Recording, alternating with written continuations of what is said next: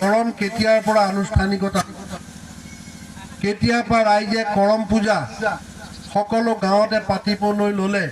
তাৰ এটা সুন্দৰ কাহিনী আছে সেই কাহিনীটো মই ক'ব বিচাৰিছো সেই সময়ত কিমান বছৰ আগত কোনো ক'ব নোৱাৰে দাদাই ক'ব নোৱাৰে দুজন ককাই ভাই আছিল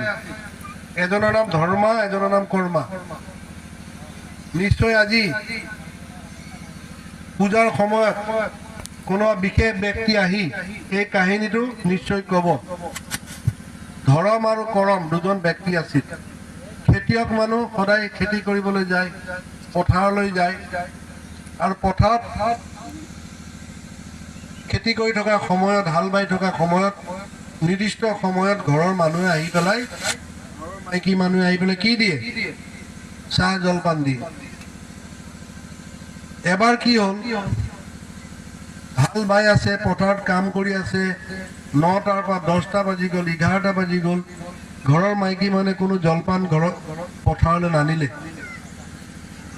সেই দুইজন ককাই ভাই খুব খং উঠিল ঘৰলৈ ঘূৰি গ'ল ঘৰত গৈ দেখিছে নিজৰ মাইকী মানুহ ছোৱালীখিনিয়ে এই কৰম গছৰ তলত নৃত্য গীত কৰি আছে যেনেকে বহাগ মাহত অসমৰ ছোৱালীবিলাকে নৃত্য গীত কৰে ঠিক তেনেকৈ সেই গছডালৰ কাষত নৃত্য গীত কৰি থকা অৱস্থাত তেখেতসকলে পাহৰিয়ে গ'ল যে তেখেতে নিৰ্দিষ্ট সময়ত পথাৰত কাম কৰা নিজৰ স্বামীক খাদ্য যোগান ধৰিব লাগে বুলি দুইজন ককাই ভাই খং উঠিলে খং উঠাৰ পিছত এই কৰমৰ গছডাল উঠাই পেলাই কি কৰিলে ভুল কৈছো নেকি কৰমৰ গছডাল উঠাই পেলাই বাহিৰত পেলাই দিলে গ'ল কথা গুছিল অলপ দিনৰ পিছত গাঁওখনত কি হৈ গ'ল